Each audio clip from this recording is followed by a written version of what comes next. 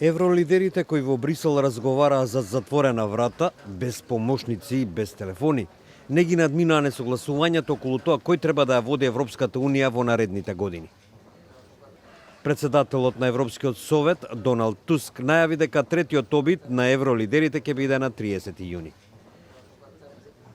First, the European Council had a full discussion of nominations, taking into account my consultations and statements made within the European Parliament. There was no majority on any candidate. The European Council agreed that there needs to be a package reflecting the diversity of the EU. We'll meet again on the 30th of June. Според правилата на Унијата, земјите членки избираат кој ќе ја води комисијата. Европскиот парламент мора да го одобри тој избор. Но парламентот сега се обидува да игра потврсто, инсистирајќи на тоа дека само кандидатите на лидерите на партиите кои учествуваа на изборите во минатиот месец се подобни за таа функција. За Европската Унија председателството на Европската комисија е една од клучните работи. Комисијата действува како надзорник на конкуренцијата во рамките на Унијата, ги надгледува националните буџети и предлага политики од климатските промени до технолошката регулација, големи области во кои членките се борат со низ за предизвици.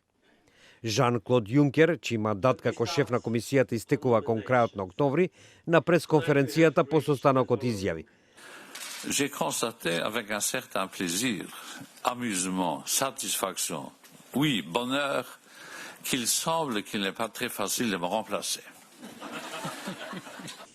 Јункер изјави тоа дека на состанокот се разговарало и за најновите несогласувања меѓу Турција и Кипар околу најдените големи наоѓалишта на газ во близина на кипарскиот брег.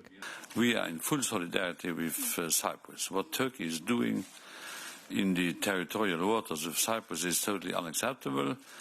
The Commission has been charged to propose measures to be taken as soon as possible.